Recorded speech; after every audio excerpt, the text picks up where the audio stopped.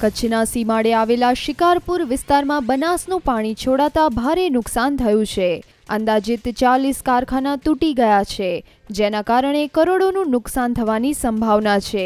સતર્કતાના ભાગરૂપે ચિરાઈ કંડલાના આખા પટ્ટામાંથી અગરિયાઓને દૂર કરી હંગામી ધોરણે અન્ય સ્થળોએ ખસેડવામાં આવ્યા છે। 2 દિવસ પૂર્વે બનાસકાંઠાના ડેમમાંથી પાણી ઓવરફ્લો થતાં તે પાણી છોડવામાં આવશે તેવી જાહેરાત સાથે જ કચ્છના રણ વિસ્તાર તથા તેની નજીકના શિકારપુર વિસ્તારમાં તેની અસર થશે તેવી આશંકા સેવાતી હતી, જે સાચી સાબિત થઈ છે। બનાસમાંથી પાણીનો મોટો ફ્લો છેલ્લા 48 કલાકના ગાળામાં શિકારપુર વિસ્તારમાં પહોંચી આવતા અહીં આવેલા 40 જેટલા કારખાનાઓ તૂટી પડ્યા છે, જેના કારણે કરોડોનું નુકસાન મીઠા ઉદ્યોગને થયું છે। આમાં હજી સુધી ભગવાને કચ્છને બચાવ્યો છે, એટલી બધી કોઈ નુકસાની નથી।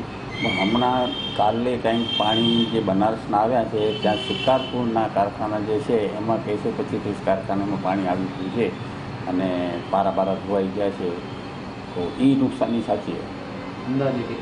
અંદાજે 15 થી 20 કરોડ રૂપિયાની કરી, કારણ કે એમાં શું થાય છે કે આગલે વર્ષે જે અમારે મીઠું પકાવવું પડે ને એનું પાણી અત્યારથી જ પાકું સંગ્રહ પડેલું હોય તો જ આવતી વર્ષે પૂરું મીઠું બને। હવે એ જો પાણી બીજા પારા તૂટી જાય ને એ પાણી નીકળી જાય અથવા તો એમાં બીજું કાચું પાણી આવી જાય અને મિક્સ થઈ જાય કે આવું થાય તો આવતી સાલે મીઠું જે છે એ થોડું મોડું પાકે, એટલે 1-2 ક્રોપનો તફાવત થાય, એટલે એ નુકસાની મોટી છે। અગાઉ માળિયા તરફના મીઠાના કારખાનાઓમાં પારી તોડીને સંપૂર્ણ પાણી ફરી વળતા માલનું પુષ્કળ પ્રમાણમાં ધોવાણ થઈ ચૂક્યું છે, જેમાં પણ કચ્છી ઉદ્યોગપતિઓને નુકસાન વેઠવું પડ્યું છે।